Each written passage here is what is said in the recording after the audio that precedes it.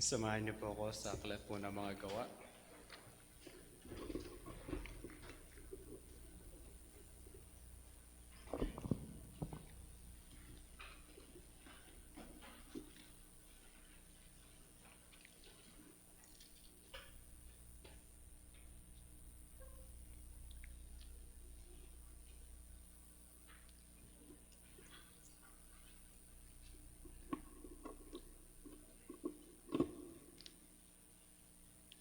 Acts chapter 11.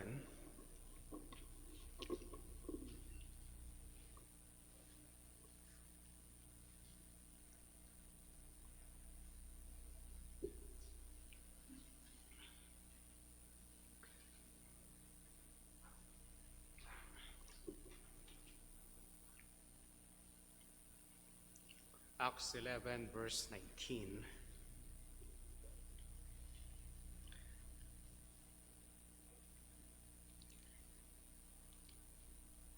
Now those who were scattered because of the persecution that arose over Stephen traveled as far as Phoenicia, Cyprus, and Antioch, speaking the word to no one except Jews. But they were some of them men of Cyprus and Cyrene, who on coming to Antioch spoke to the Hellenists also, preaching the Lord Jesus. Manalangin po tayo. Ama, kami po ay nagpapakumbaba sa inyo. Humihingi po kami ng tulong. May kanya-kanya kaming talino at kakayanan. Ngunit ang pangunawa para sa inyong mga salita ay higit po itong magniningning kung kayo ang tutulong sa amin. Gabayan kami, o aming Diyos, makita namin ang liwanag ng inyong mga salita. Liwanag ng naisin po ninyo nang ipinasulat po ito kay Dr. Lucas. Tulungan po ang bawat sa amin, gabayan at patnubayan din ang iyong manggagawa ng mga ngaral ng inyong mga salita. At sa pangalan po ng aming Panginoong Kristo, ito po ay aming dalangin. Amen.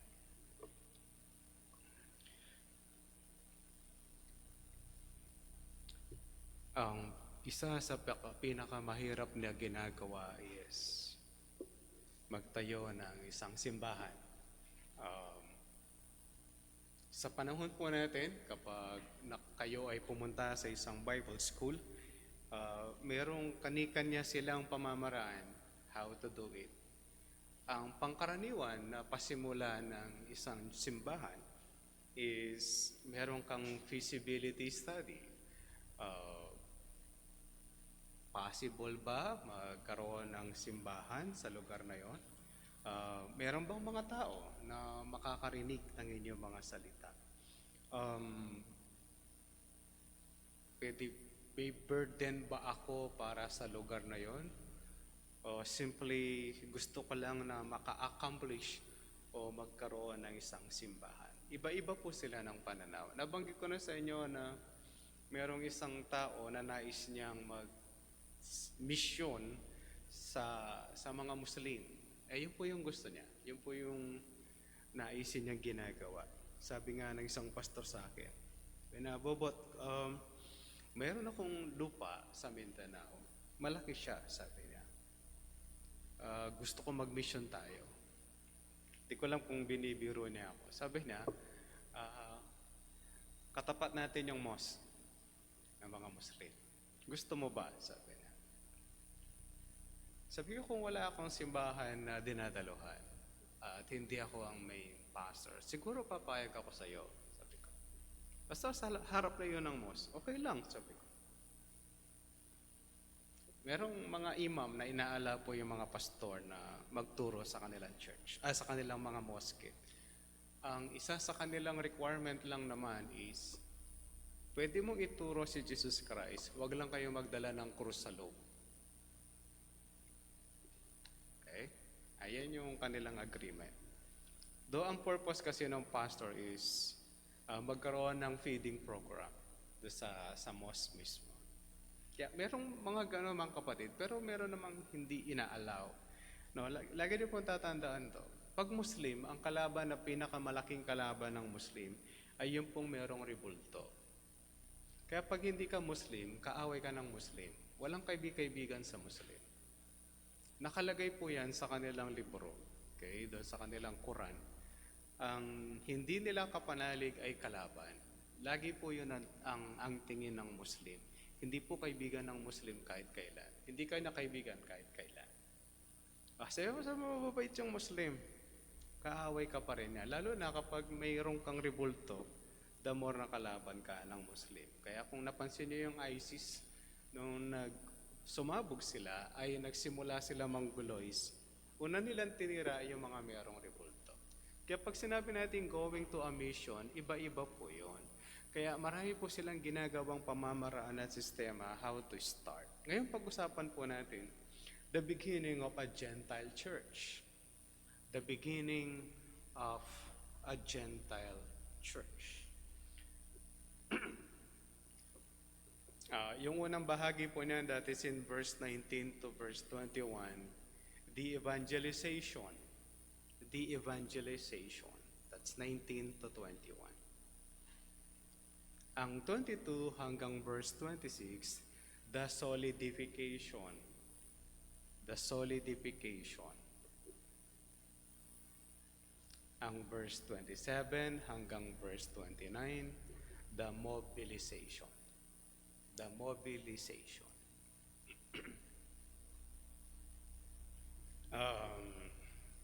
Baka tanong nyo naman, Pastor, ba't ganyan? Siguro familiar naman kayo sa evangelization. Yung solidification, strengthening dapat yan. Kaya lang, hindi ko siya magawang Sean. Kaya solidification. Strengthening po yan. Pagka tinignan yung ibang pagkakalagay po niyan, strengthening. Okay. Mobilization. Pagtulong-tulong. Para po kung gusto nang ilagay yung mas naintindihan niyo po siya. But intindihin niyo rin yung aming kalagayan as preachers. Pare-parehong simula, pare-parehong dulo. Okay. Paano nangyari ang simbahan na isang Gentile? Mga kapatid, baka itatanong yung, Pastor, yan lang ba yung unang Gentile church? Hindi natin alam. Yan ba yung Gentile church pa lang at this time? Hindi tayo sigurado. For what reason? Ang pagpunta ni Pedro sa lugar po ni Cornelio, sa Caesarea, ay posibleng nakabuo ng isang simbahan. Okay? Pagka tinanong niyo po yung Reformed Baptist, ang karaniwan, hindi po lahat. Ang karaniwan paniwala nila ay where 2 or 3 gathered together, there am I in the midst of them. That is in Matthew 18. Ang tawag nila doon, church. I don't think so that is a church. Though ang context is about discipline, pero hindi pa po yun yung church. Bakit ko sinabi hindi yun ang church na binabanggit sa Matthew 18 bago po tayo magkaligaw-ligaw ng landas? Ang sabi ng Matthew 18, kapag mayroong taong may nagawa sa iyong kasalanan o ikaw ay na-offend because of sin, kausapin mo siya. That's one. Ikalawang step is, kapag hindi siya nag-agree sa iyo, hindi siya sumunod o nag-react ng maayos o tumugon ng maayos sa sinabi mo, magsama ka ng 2 hanggang 3 para pag-usapan yung issue. Okay? Mga kapatid, 2 o 3, kung 2 sinama mo, pati ikaw, pati yung kausap mo, that's 4.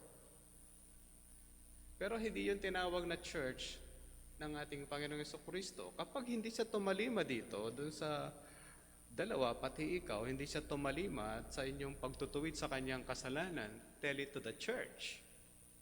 Therefore, when we say, when there's 2 or 3 gathers together in my name, you call that a church, may problema ka sa pinagkukuhanan mong text. Kasi sabi niya, magdala ka ng 2. Kung magdadala akong 2, pati ikaw 3, you're 3. Hindi niya sinabing church yun. Pag ito hindi niya sinunod, hindi siya tumugon ng maayos, tell it to the church. Kaya pag sinabi na lang, where two or three are gathered together, pastor, church na yon. No. It's more than that. At least, hindi siya 2 or 3, hindi siya 4. Yun po yung kung uunawain po natin yung pinagkukuhanan ng ideya. Okay? Kaya kapag iniisip po natin yung posibleng pagkakabuo ng isang simbahan sa Caesarea, it's possible, hindi naman sila 2 or 3. Si Cornelio, yung inutusan niyang isang tao, yung inutusan niyang sundalo, pinatawag yung kamag-anak, yung pamilya niya. Kung ang mga to ay magsasabi that we will start a church, they can, at pwede silang magsimula ng isang simbahan. It can be na magbuo sila ng isang simbahan. Pwede pa bang magsimula ng simbahan yung Antiochian? Yes. Yung eunuch ay pwede siyang magsimula ng simbahan. Bakit?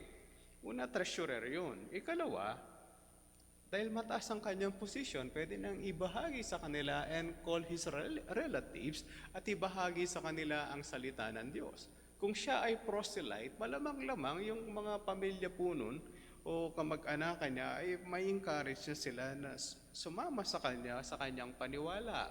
Most probably. Posible bang makapagtayo siya ng church? Yes.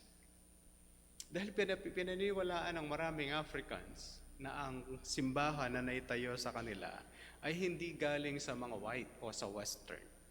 Galing daw yung kanilang pasimula ng mga simbahan doon sa Antiochian eunuch.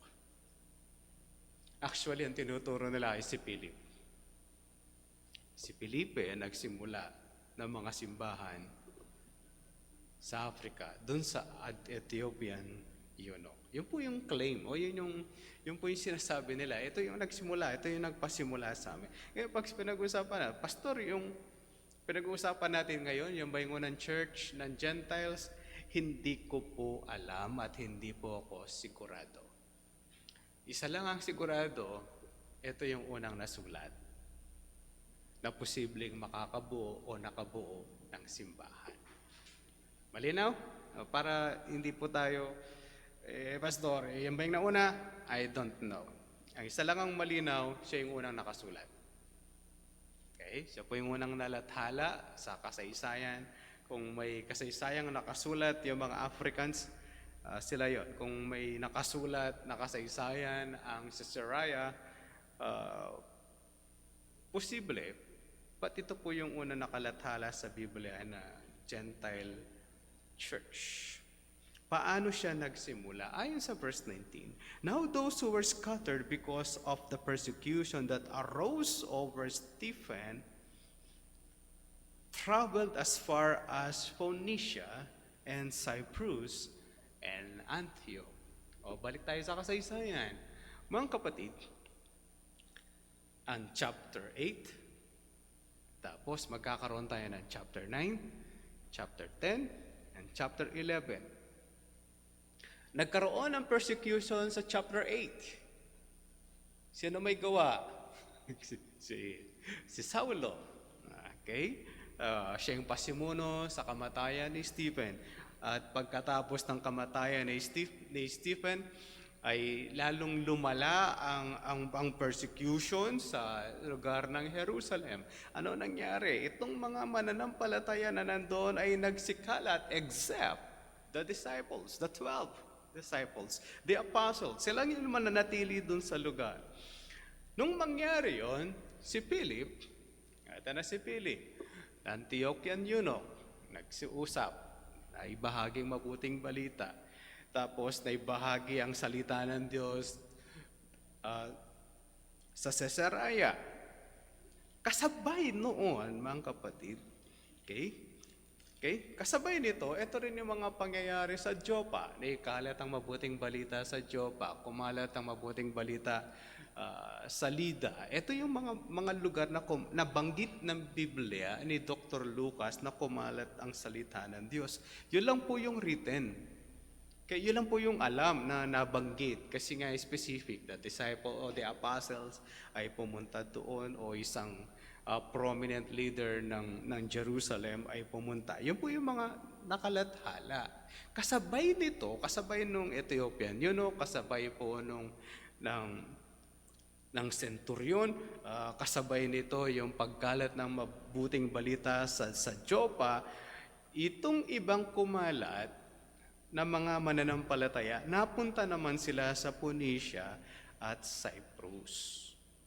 Naintindihan po natin, halos sabay-sabay po ito sa kasaysayan na nangyayari. Kaya yung pagkalagay po ni Luke, specific yung paglagay ni Dr. Lucas, sabi niya, now those who were scattered because of the persecution that arose over Stephen. Yung pag-ibanghelyo ni Felipe, kasabay din ng pag-iibanghelyo po ng mga to. Okay? Sino-sino sila? Wala nabanggit, wag na natin problemahin, Kita niyo mga kapatid, yung pangalan nila ay hindi sikat, hindi nabanggit, pero magtatayo sila ng isang missionary church.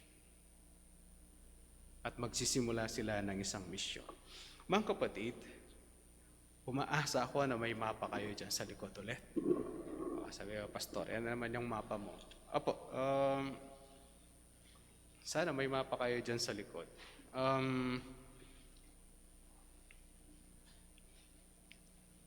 Pag sinabi niyo, Pastor, yung mga Bibles namin walang mapa, o ganito po yung solusyon. Pag walang mapa yung mga Bibles po ninyo sa likod, bumili kayong magandang Bible. Okay na? Naintindihan niyo ba ako? Pastor, bibili ba kami? Tapos iPhone 15 ka, wala kang Bible mo, yung kulay blue o green na binigay ng Bible League o kaya pinrint ng PBS. Pwede naman kayong bumili. Mas mura naman konti mas murang malayo kaysa sa cellphone po ninyong Android. Unless yung cellphone nyo yung puro pinipindot, I sympathize.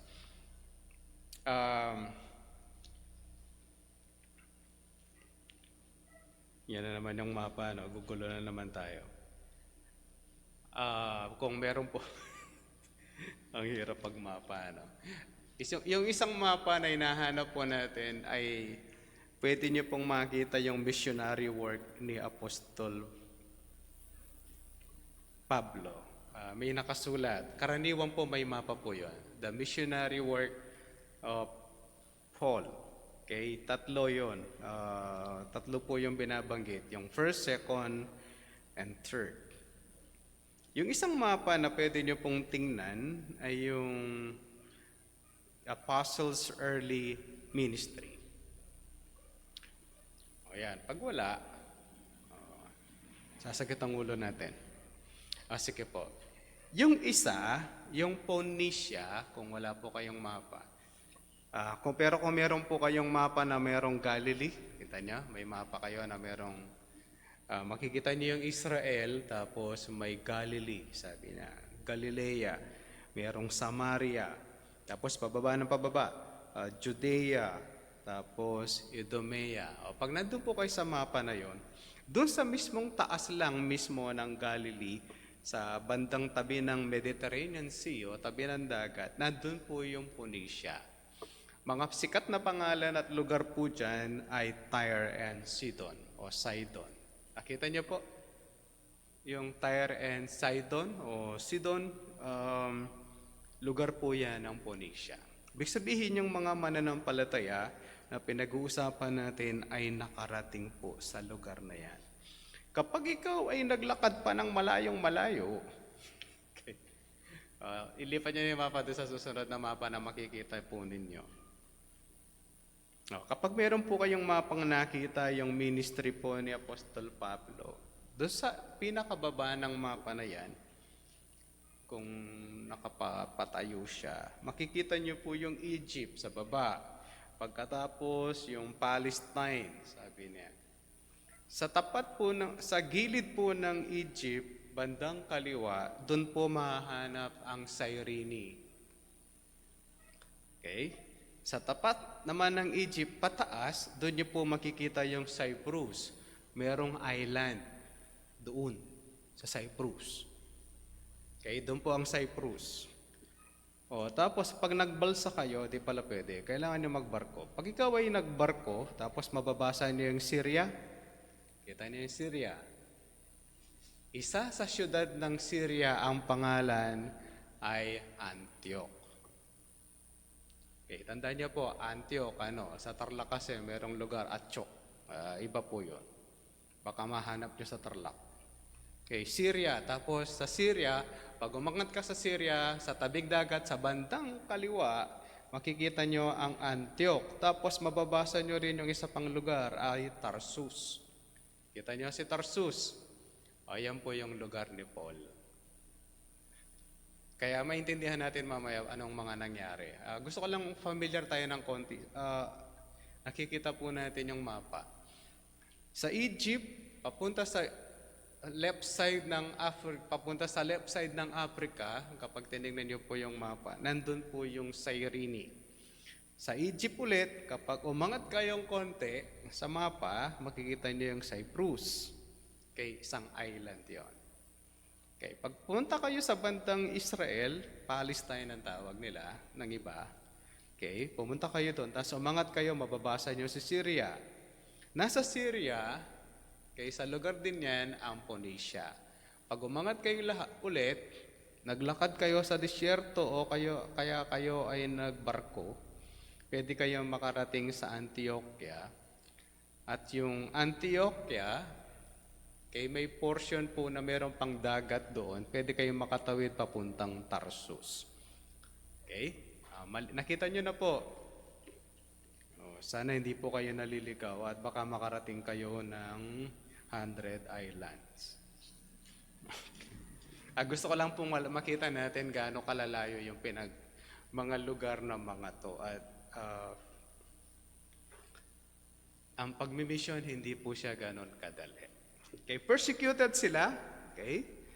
Itong mga mananampalataya na nandun sa Israel o sa Jerusalem na na-persecute, nag-travel. Saan sila pumunta? Phoenicia, Cyprus, and Antioch. Okay? Ayun po yung mga tin-travel nila para, Pastor, malapit pa. Meron pong scale naman yan eh. Tansyahin nyo na lang. Sabi niya, ganito kalaki ang 10 kilometers o mile, sabi niya, o 10 miles. Masusukat nyo rin po naman po yun sa scaling. Gaano siya kalayo? Kung dinaretso ko yan at expressway yan daan, walang paliko, ganun po siya kalayo. Okay? Anong ginawa nila? People maglakbay, pumunta ng Phoenicia, yung iba naglakbay papuntang Cyprus, yung iba pumunta ng Antioquia. Anong ginawa nila doon? Mga kapatid, ito yung ginawa nila, speaking the word to no one except Jews. Ito yung ginawa nila, no? Hindi ko alam kung ang concept ng mga to ay kamukha ng pagkakabanggit sa mga apostoles na kung saan sila ay mangangaral lang ng salita ng Diyos sa mga Hudyo o sa mga Israelita. Mukhang ang mga iba dito, o karamihan nito ay mga Hudyo din. Sistema po ito ng mga Hudyo. Ang first target nila ay Hudyo rin. First,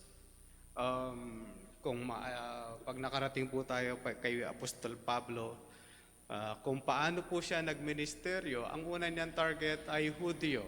First destination ni Paul, synagogue. Walang synagogue is a prayer place. Kapag walang sinagoga, ang pinupuntahan niya is the prayer place ng mga Hudyo. Most probably, pagka prayer place o lugar panalanginan ng pinuntahan ni Apostol Pablo, walang 10 Hudyong lalaki sa lugar na yon. Sample, Philippi. Okay, kaya si Pablo nung pumunta sa Philippi, ang destination niya is not the synagogue kasi walang synagogue. Ang pinuntahan niya is the prayer place ng mga Hudyo. Kaya, narinig siya ni Lydia na isang merkado. Kaya anong ginagawa nila? When you go on a mission, anong pinapangaral? It's the Word of God. It's not a healing ministry ang kanilang target. Hindi yung mag-healing ministry tapos magsisimula ng church. Word of God ang misyon. Ito yung ginagawa dapat ng mga mananampalataya is to share the word, not your religion. Meron na bang ganitong simbahan dito? May ganito na bang simbahan? Mga kapatid, ang dala-dala ng mga to ay salita ng Diyos. Hindi kung ano-ano. Hindi magtatayo ng simbahan. Hindi yun ang kanilang first idea. Mga kapatid, hindi nila first idea na magtatayo ng church. Ang una nilang idea is, sa kanilang katuwaan, kahit na sila ay persecuted, ang salita ng Diyos ang kanilang priority na dinadala.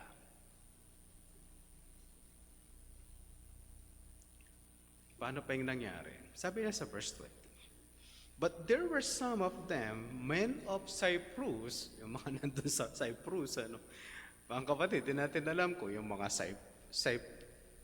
mga tao sa Cyprus ay na-evangelize dahil yung persecuted ay pumunta sa Cyprus. By the way, si Bernabe ay taga Cyprus. Okay. Si Bernabe is from Cyprus. Tapos merong galing ng Cyrene. Di ko alam kung familiar kayo sa Cyrene. This Simon from Cyrene, yung nagpasan ng krus ng ating Panginoong Jesucristo, is Simon from Cyrene. Di ko alam kung naalala niyo po yun.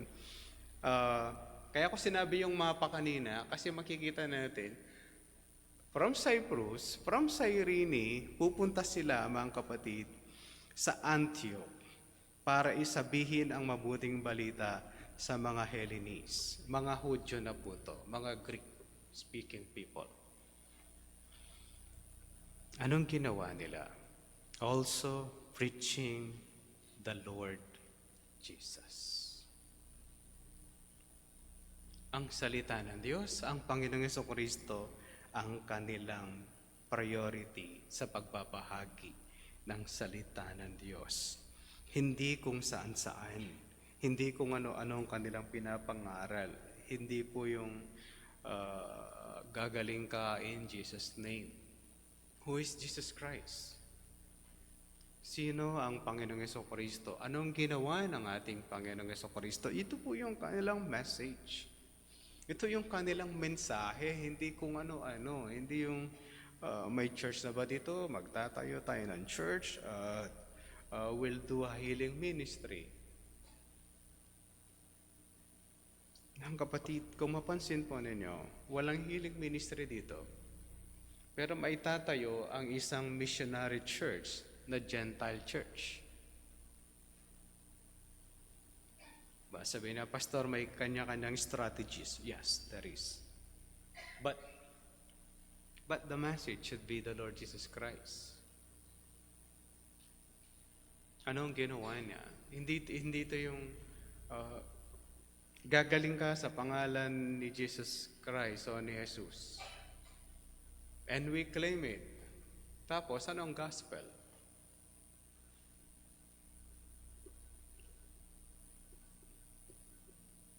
Alam niyo ba na ayaw akong sumasama sa government ministries?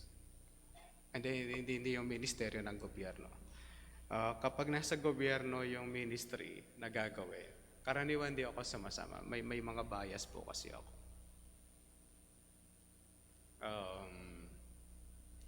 May pinagsisisihan ako. Sana sumali ako sa iba para nagturo po ako. Pwede nagtuturo kami sa kampo ng Calumboyan Sur. Meron pong detachment doon. Sumama ako para magturo. Sa PNP, nagtuturo ako ng tinatawag nilang swim. Kahit na for picture purposes. Okay. Kaya nga po PNP yon, picture ng picture. Okay. Dapat nagturo din ako sa 4Ps. Nagsisisi ako, hindi ako nagturo. Sana nagturo din ako. Ngayon ayaw na kaming isama. No? Hindi ko alam bakit ayaw. But nagsisisi ako sana nagturo ko. Alam niyo bakit? Alam mo yung burden ko, bakit ako sasali? Ayoko sana, no? Yayain mo na ako sa buong araw na campus ministry. Huwag mo lang akong yayayain sa institusyon ng mga gobyerno kamukha nun na magtuturo. Bias ako. Ang swim dapat pulis ang nagtuturo. Sa kampo, ganun din. Magtuturo dapat yung squad leader para sa kanila. Yun po yung ayokong pakialaman. Sana sila yung magturo, makikinig. Kaya lang, hindi nila ginagawa yon. Ang pastor ang magtuturo. Ano yung nag-provoke sa akin para magturo? Yung mga nagtuturo, hindi nila tinuturo ng maayos ang salita ng Diyos. Yung isa, tinuturo niya paano magnegosyo. Paano kalakas ang kapangyarihan ng magnesium oil.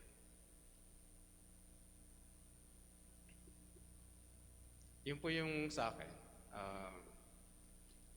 Nung Wednesday, kadarating lang namin, pinakilala kami. Pinagsalita kami isa-isa doon sa Calumboyan Sur. Yung kasama namin, pagdating doon, pinatanggap yung mga tao. Sabi na, kung kayo ay naudyukan na ang puso niyo at gusto niyo gawin ito, sige po, kayo sumunod kayo sa aking panalangin.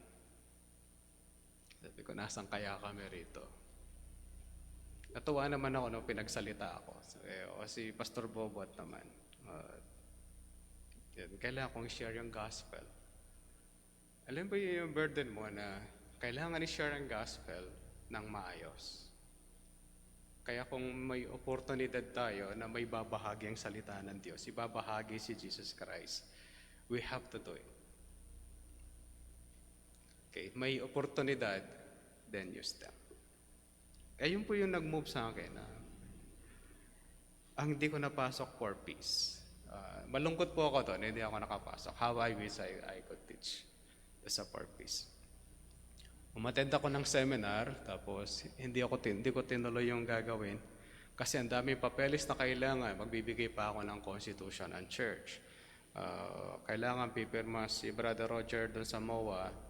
Sabi ko, dami naman sinasabit. Nagbo-volunteer na akong magturo. Dami niyo pang pinapasabit. Ayoko na. Sabi ko, dami niyo pinapasabit. Nung hindi ako pinagturo, nalungkot ako. With the news coming from the for peace, sabi, pastor, kung ano pinagtuturo nung nagtuturo. Malungkot ako doon, siyempre. Sana nag-volunteer ako. Sana papaturuin po ako ulit. Kasi kung anong pinagtuturo, pastor, wala sa Biblia. Alam niyo yun? Yung burden sa'yo is, ganun po kasi dapat tayo nag-Bible study. We teach the Word. Sino si Jesus Christ? Anong pwedeng matutunan patungkol sa ating Panginoong Jesucristo? Yun po dapat yung message. Pagpunta sa mga mission, ito po yung target na ginagawa dapat ng mga manggagawa ng Diyos. Anong nangyari when they do that? Ito po yung maganda. Tingnan po yung verse 21. And the hand of the Lord was with them, and a great number who believe turned to the Lord. Diba ang ganda? Binahagi nila ang salita ng Diyos. It's not about good works. Kahit po sa mga bahay po natin, gusto mo yung anak mo maging matino. Gusto mo yung anak mo na susunod sa kabutihan. Bakit hindi? Yung po lahat ng naiisip natin. Pero kung gusto siyang maligtas, mabuting balita at si Jesus Christ po ang ibahagi sa kanila. Gusto nyo maging marangal po yan, kaligtasan ang kailangan ng tao. Pero ito po yung maganda sa kanila. Nang ibinahagi nila ang salita ng Diyos ang ating Panginoong Jesucristo. Sabi ng 21, and the hand of the Lord was with them. Dalawang bagay po nababasa sa Biblia pag nakita nyo ang hand of God. Okay? Samahan nyo ako sandali sa Deuteronomy chapter 2.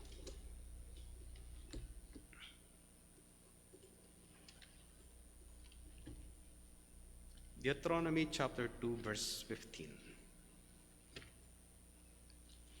Deuteronomy.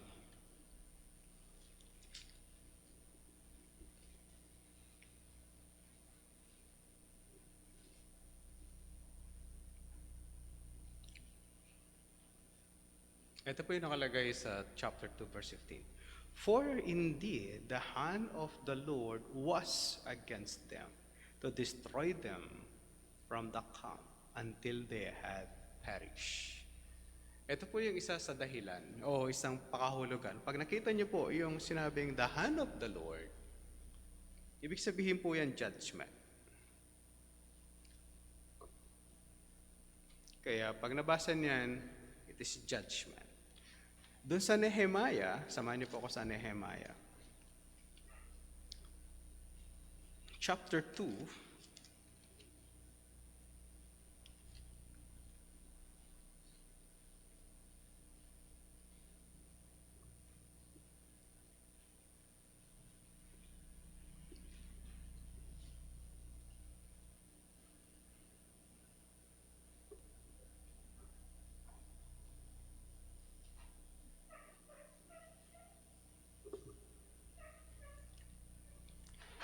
verse 8.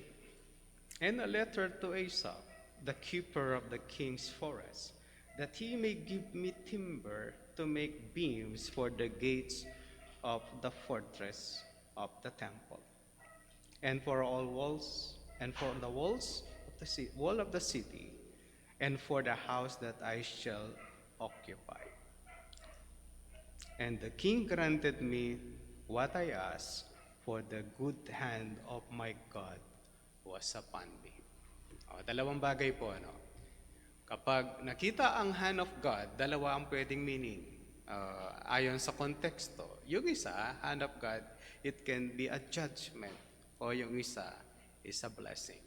In this time, pagdating niyo po sa Acts chapter 11, verse 21, ang hand of God is a blessing.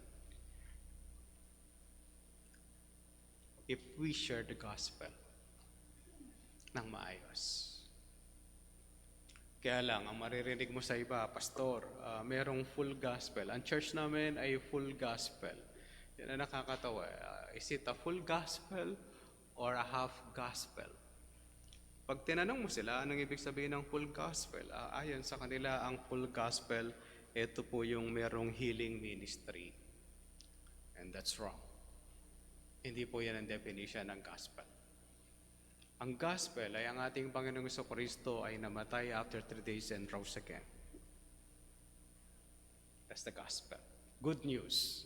Hindi yung kasama yung healing ministry. Wala nga ang healing ministry dito sa Acts. May nakita ko kayong healing ministry sa Acts 11. Ibinahagi ang salita ng Diyos sa inyong healing ministry. Kay Cornelio, may nakita kayong healing ministry. Sa Ethiopian eunuch, meron bang healing ministry? Wala naman silang binanggit. Kaya pag sinabing gospel, hindi yung kasama yung healing ministry. It is the sign of the apostles. Kaya merong healing ministry. Dito wala tayong mahahanap. What we should do is share the gospel. Ang mabuting balita. Kaya ang sabi na, and a great number who believed turned to the Lord. Ayun po yung evangelization ng church. Natapos ba doon? Nagsimula ang church and then depart ang mga ministers. No. Ito po yung solidification in verse 22. Mga kapatid, solidification, strengthening or edification po ibig sabihin po niyan. Ano? Okay. Sabi niya, the report of this came to the ears of the church in Jerusalem. Ang layo, ano? Okay. Ang lakas ng chismis, di ba?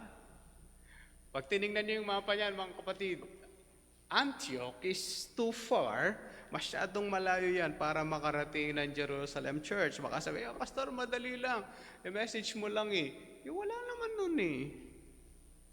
Wala naman messenger noon. Wala din ng email. Baka sabi, pastor, i-email. andun na yung pag-email mo, send mo, nandun na. Totoo naman yun. Wala namang email nun. Baka nag-text.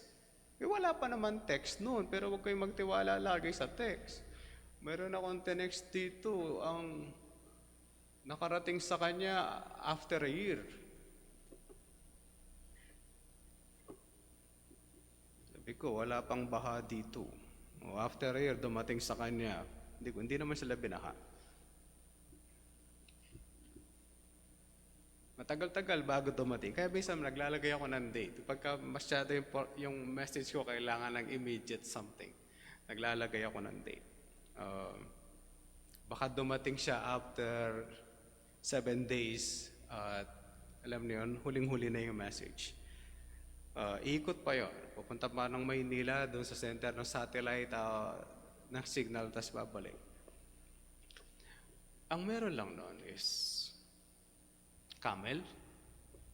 At kung meron magdadala ng chismis, naglalakad o nakasakay ng kamelyo, walang sasakyan na pwedeng masakyan na maayos. Baka sabihin natin, Pastor Karwahe, tingnan yung layo, tagwat nito. Hindi naman to isang araw, isang oras aabot. Mga ilang araw yan bago makarating ang mensahe. But suma total, umabot pa rin ang mensahe sa Jerusalem Church. Nalaman nila na nagsimula ang isang Antiochian Church sa mga hindi Jew.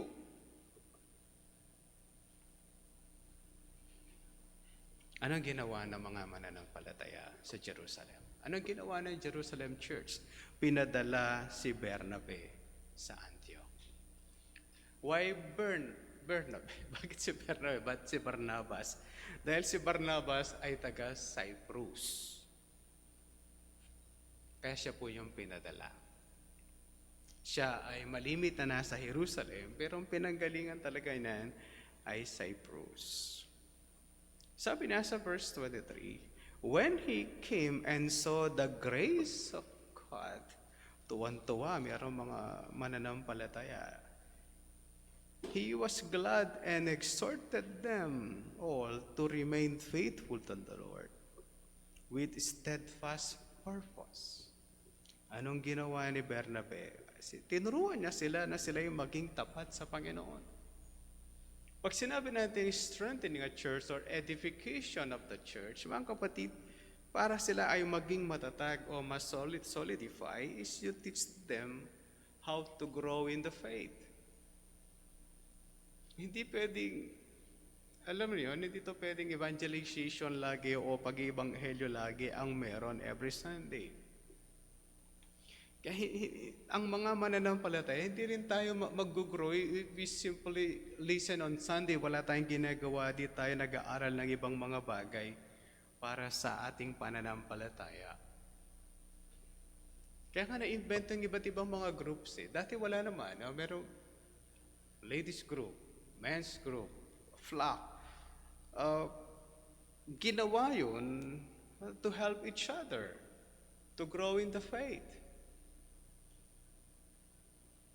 Para magtulungan, magpanalanginan, para mapalakas ang pananampalataya ng iba. We do a lot of trainings para mapalakas po yung iba. Ito yung ginawa nila, pinadala nila ang isang manggagawa na posibleng naintindihan sila at kaparehas sila ng pananalita. Tapos linagay pa yung, sabi niya, for he was a good man, full of the Holy Spirit and of faith. Tanda, ulitin natin. Ang full of the Spirit, mga kapatid, hindi po yung may pananampalataya lang. Ito yung nag-uumapaw ang pagkilos ng banal na Espiritu sa kanya. Itong mahirap na part. And a great many people were added to the Lord. Maraming na-born again. Mga kapatid, dalawa yung pagkakalagayan. Yung nandun sa una, sabi niya sa verse 21, and the hand of the Lord was with them, and a great number who believed turned to the Lord. Ito yung mga tao na tinuruan ni Bernabe. Okay? Mga tinuruan ni Barnabas Pagdating natin nung siya'y nagturo na sa kanila, mga kapatid, nadagdagan pa sila ng many people.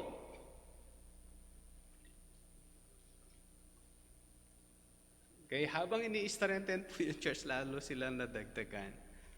Kaya may problema si Padre Bernabe. Kung ganito na sila karami, how can I do it?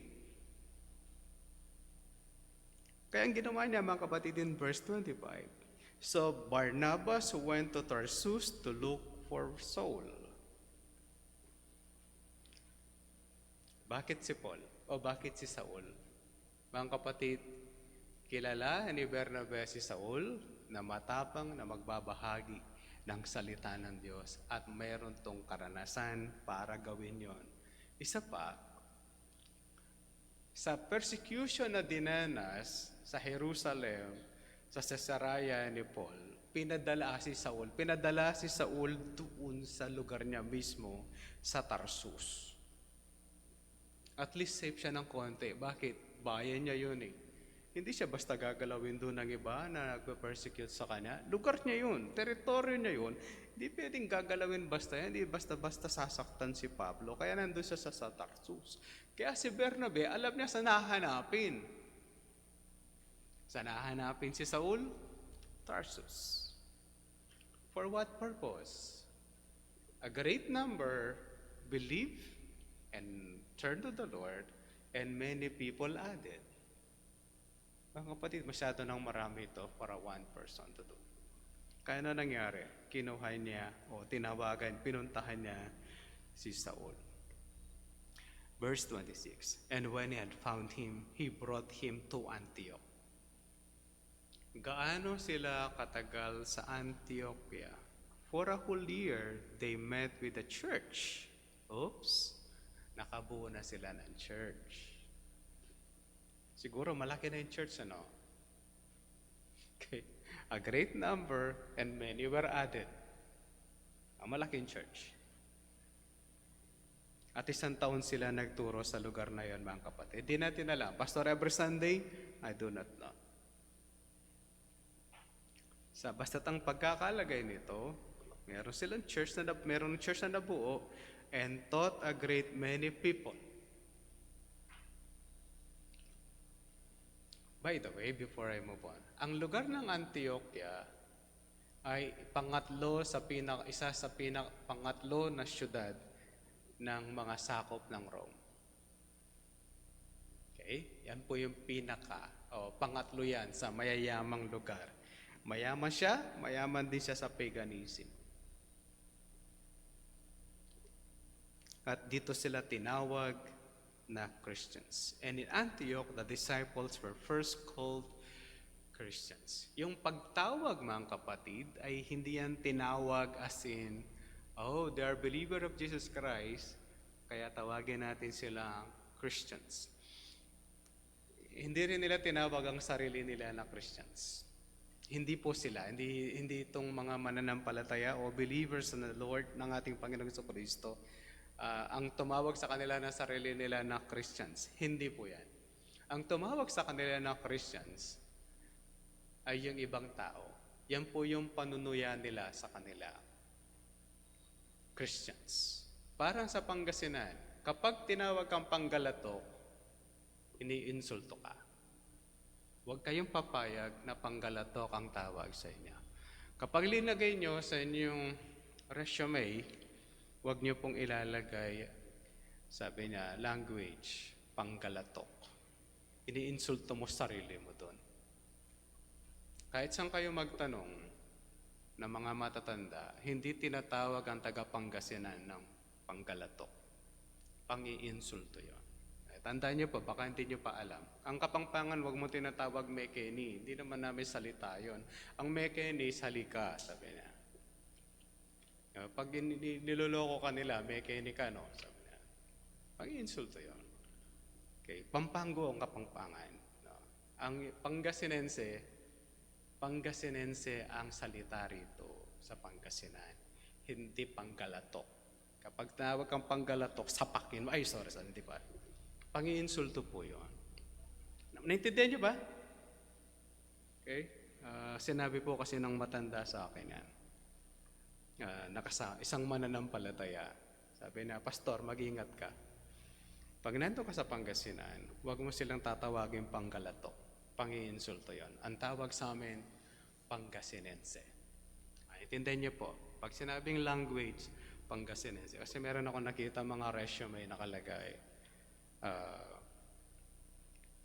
Language, Panggalatok. Sabi. Tandaan niyo po yun. Pag tinawag ka noong Christian, iniinsulto ka. Kaya lang, naging common na siya, no? Na tayo ay mananampalataya.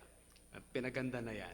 Christ siyan, magkasama. Kasama mo si Kristo, kaya ka daw Christian. Pero noon, pang-iinsulto po yun. Okay? Ngayon, hindi na. Pag tinanong ka, anong religion mo? I am a Christian. Pero yung Panggalatok, pang-iinsulto pa rin hanggang ngayon. hindi pa rin yan. Hindi pa rin yan common. Pang-iinsulto pa rin po, sabi po ng mga writers ng Pangasinense. Okay? Mga kapatid, see what happened. Strengthening a church, kapag yung church ay walang kakayanan, they send somebody to strengthen a church.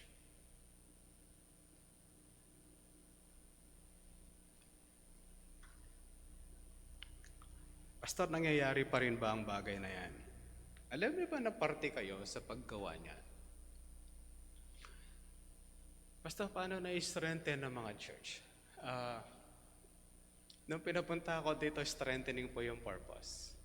Okay, yun po yung una kong gagawin, strengthening, doing some trainings. Yun po yung unang. Kaya lang ako magkahalo na sa isip ko, am I strengthening o am I pastoring a church? Akala ko pastoring ako. Okay. Ang concept ng DGBC o ng Divine Grace Bible Church is strengthening. Akala ko pastorate yung pupuntahan ko. Pinadala pala ako to strengthen. But magkasama po yun, hindi po yun magkahiwalay. Involved tayo in strengthening churches dahil sumasama po tayo sa Movement of the Word o Word Partners Global at sa Pilipinas is Movement of the Word. Hindi kami nag-i-strengthen ng church. Pagka kami po ay nagtuturo, hindi po kami nag-i-strengthen ng church. Hindi kami pupunta sa church, tapos yung mga members po ay nandun. Hindi po yun ang ginagawa namin. What we do is, we invite pastors and we teach pastors. Yung pastor, pag uwi niya sa kanyang church, siya po yung magtuturo sa kanyang church. Yun po yung trabaho ng dating Leadership Resources International na naging Word Partners Global. Tapos yung local equivalent po niyan sa Pilipinas ay yung Word Partners. Nagtuturo po kami para i-strengthen yung pastor, matuto siya paano o matulungan siya o paalala ulit sa kanya ang applied hermeneutics. Para pagdating niya sa kanyang mesa, sa kanyang pag-aaral, gagawin po niya yun at mag-aaral siya at tuturuan ng mas maayos ang kanyang nasasakupang simbahan. Yun po yung ginagawa po namin. And when we go out, like sa September 3 pupunta kami ng Cabanatuan. We expect 10 pastors na attend. Ang gagawin namin, yun doon sa napag-usapan, magtuturo kami ng principles of hermeneutics plus biblical theology. Pag yun natuto, tuturuan po nila yung kanilang church ng proper preaching. Okay? And then, yung iba ay pupunta sa Cagayan de Oro by this August. Magtuturo sila sa ibang mga pastors sa Cagayan de Oro. Pag natuto yung mga pastors, then they will teach. Kabahagi po tayo dito. Isa nakala rin, pastor tayo, we strengthen our church. We have our own hermeneutics. We have our own trainings. Gusto po natin makatulong sa iba. Ang problema lang ng Kristiyano ngayon is we are denominational. Alam niyo yun? Yung kami, kayo.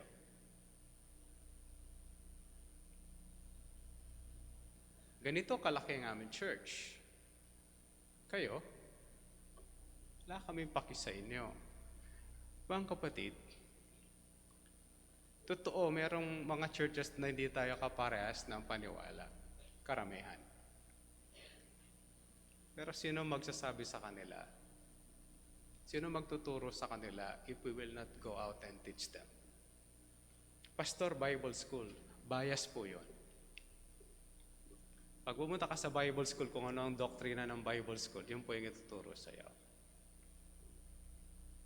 Pag pumunta ka ng Phoebius College of Bible, pag nasa undergrad ka, karamihan po ng teacher doon ay Baptist. Sa masteral, medyo halo. Okay? Merong Yemilif, yung kay-split po ng Methodist. Merong Reform Yemilif, kay-split ng Yemilif. Okay. Pasensya na kayo, di ko alam yung exact meaning ng Yemilif kasi mahaba po yun. Lahat po yung may equivalent na meaning. May Baptist. Pero meron mga Pentecostal churches na malimit silang kumukuha ng speaker coming from Phoebius College of Bible. Kung pakinig po kayo ng 702 DCAS, yung kalimitang nagpipray dati doon ay galing ng Phoebius College of Bible. At karamihan ng mga nag-handle po ng malalaking churches noon, galing po ng Phoebius College of Bible. Clem Guillermo is from Phoebius. Jebo Bansuelo is from Phoebius. Karamihan po galing sa kanila. Kaya depende kung saan po kayo Bible school makaka-attend. They strengthen the churches. Actually, institutions sila. They're not really strengthening churches. Yung pastor na gagraduate doon, hindi mo alam kung magpapastor siya o meron po siyang gagawing iba. Kaya mga kapatid, mahalaga ba being partner with this? Ako po convicted ako sa movement of the word. Hindi dahil gusto nila akong isama. Gusto ko tong gawin.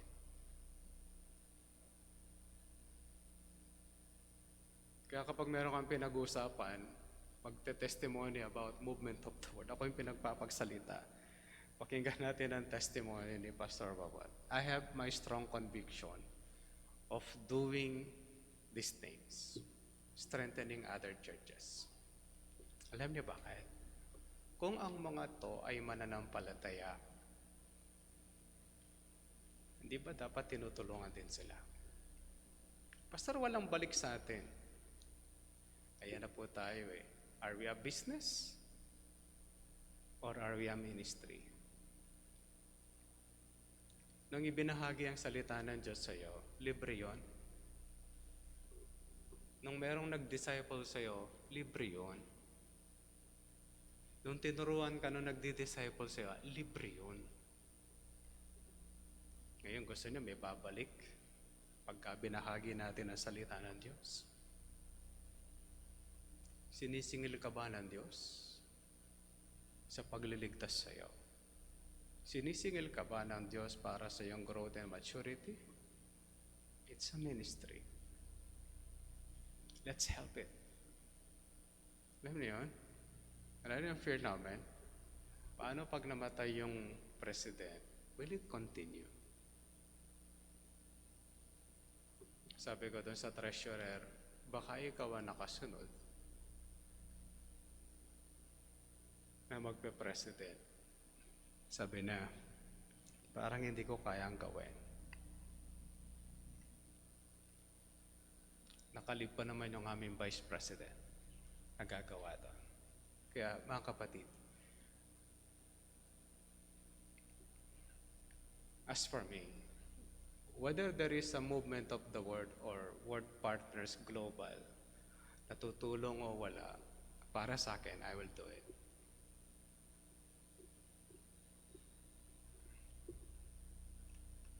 Tingnan niyo naman ginawa nila. Jerusalem Church, nagpadala ng manggagawa to strengthen a church. Tayo, anong part natin doon sa strengthening churches? Binigyan ka ng talino at kakayanan ng Diyos. Why don't you do it? Ganon din yung church na to, mga kapatid, was not simply strengthened or edified or solidified. They have their own mobilization. Tingnan niyo po ang verse 27. Now in these days, prophet came down from Jerusalem to Antioch. The one of them named Agabus. Hindi lang niyo dyan mababasa si Agabus. Mababasa pa natin yan sa susunod. He stood up and foretold by the Spirit that there would be a great famine over all the world. This took place in the days of Claudius. Specific si Luke, no? Kung kailan panahon yan. Pag binasa niyo po yung kasaysayan, you would see na totoo yung mga senaryo. So the disciples determined, everyone according to his ability, to send relief to the brothers living in Judea. Magkakaroon ng famine, mukhang ang Judean church ay mahirap na simbahan. Anong ginawa nila, mga kapatid? Nag-ipon sila ng kanilang mga pera at ipapadala nila sa Judea o sa Jerusalem church, kung mas familiar po tayo. And they did so, sending it to the elders by the hand of Barnabas and Saul. Nang malaman nila yan to Prophet Agabus, na mababasa natin ulit, nag-ipon-ipon sila ng kanilang mga pera para ipadala kay Bernabe at kay Saul, para matulungan naman nila ang simbahan doon. This is how they mobilize. Mga kapatid, other churches will do this. Ang Macedonian churches, kapag nakarating si Paul at na ibahaging mabuting balita, eventually, they will support Jerusalem church. Hindi dahil magta-tithe sila, mga kapatid. Hindi sila magta-tithe. Hindi ito yung magbibigay sila ng offering kamukha ng ginagawa ng mga churches. Yung mission church ay magpapadala ng tithes, tapos magpapadala na lang ng pera yung sending church. Okay? Maraming churches na nagiging independent dahil sa galit nila, no? Papadala nila ay 50,000, ang ipapasweldo ng sending church do sa pastor nila ay 5,000. Pinapadala lahat ng offering. Sabi ko, paano yung building ninyo? Paano yung bayad ninyo sa kuryente? Paano yung tubig? Nagko-collect daw sila ng iba pang collection. That's unfair. Kaya maraming churches nabubuo dahil doon. Aalis na kami sa inyo dahil kinukuha nyo lahat ng pera namin, tapos ang papasweldo nyo sa pastor namin, 5,000. Paano mabubuhay yung pastor namin? Imamanage na namin yung sarili namin pera. Marami po natayo na gano'n. Isang mismanagement. Hindi po nagtatides ang Antiochian Church o ang simbahan ng Antioch sa Jerusalem. Ginawa po nila yon kasi mayroong immediate needs. Ginagawa po natin dito yon. Kung maalala nyo, nung pumutok ang Taal, bulkan ng Taal, mayroong malaking pangangailangan para sa mga pastors na nandun o simbahan na malapit po dun sa bulkan. At kung maalala nyo, nag-send tayo ng 10,000 pesos para matulungan po yung ibang mga pastors doon. Nagpa-collect po kami noon at nagdagdag po yung simbahan. Kailangan ba yon? Yes. Di man tayo makapunta doon. No, we could help through others. Kaya mga kapatid, ito po yung beginning ng Gentile church. At least yung nakasulat. Evangelism, brought about by persecution. Hindi sila nandun na sending a pastor para magtayo ng simbahan. But yung mga mananampalataya mismo, na-display sila, napunta sila sa isang lugar, and they ministered. And then nung nabuo yung church, nangailangan sila ng equipping, pinadala si Bernabe at si Saul. At nung yung church naman sa Jerusalem ang may need, sila naman ang tumulong. Kaya mga kapatid, kumusta ang ating mga ministries? Do we still share the gospel? Ay yung strengthening church, pinababayaan lang ba natin? ayokong ma-attend ng mga pag-aaral. Bakit? Ayaw mo tumatag sa pananampalataya? Ayaw mo sumama sa prayer para ikaw ay lalong mailapit sa kalooban ng Diyos? Sa iba pang mga ministries, brethren, meron mga bagay di po natin magawa. We're not a big church. Ang magagawa lang natin is to partner with others para meron po tayong magawang ibang ministry like strengthening. Tayo po ay hub ng World Partners Philippines. Hindi lang namin magawa dito yung meeting kasi nga, o yung training, baka wala kami paglagyan ng hotel doon sa mga magtuturo. Okay? Doon sa iba, ginawa na po namin ng ibang mga meeting para malaman ano pa yung gagawin. Marami pong para-churches who are helping na makakatulong. But mag-ingat kayo sa Gideons dahil ang Gideons, nagbibigay po siya ng Bible pero ayaw niyang ipa-distribute ang Bible sa mga pastor. Nabigyan siguro kayo, linagay niyo sa bulsa ninyo na maliit na Bible. Ang downside lang ng Gideons International, ayaw nilang ipabigay sa amin. Gusto nila pamimigay lang nila. Sabi ko sa kanila, ayaw niyo ba kami magbigay ng Bibles? Ibigay niyo sa amin yan. Bago namin ibigay, mag-share muna kami ng gospel. Ayaw nila. Ayaw daw nilang malik sa mga churches. Kaya, this is a downside of Gideons. Tapos hihingi sila ng tulong sa mga mayayaman, sa mga miyembro ng mga churches. Downside po yon ng Gideons International. Maganda sana yung ministry. But anyway, these are para-churches. Marami pa pong para-churches sa Pilipinas o sa mundo. They're trying to help. Navigators Press ay nabuo para tumulong sa mga mananampalataya. IBP ay nabuo para tumulong sa evangelization ng mga campus. Campus Crusades ay nabuo to minister to campus and bring people to the churches. Tayo mga kapatid, saan tayo nakapartner? Ano yung ginagawa natin? Are we willing to help and be partner in the ministry? Manalangin po tayo. Amen Diyos, salamat. Salamat sa inyong mga salita. Tunay nga, ng bawat sa amin, merong kabahagi sa inyong iglesia. Sa mga lugar namin, we could be an evangelist or we could be partners with others para sa pagpapalaganap ng inyong mabuting balita o pagpapalakas ng simbahan. Tulungan po kami, o aming Diyos, na maging bahagi po kami nito ng buhay na ministeryo po ninyo sa San Sinuco. Dalangin po namin ang lahat ng ito sa pangalan po ng aming Panginoong Kristo.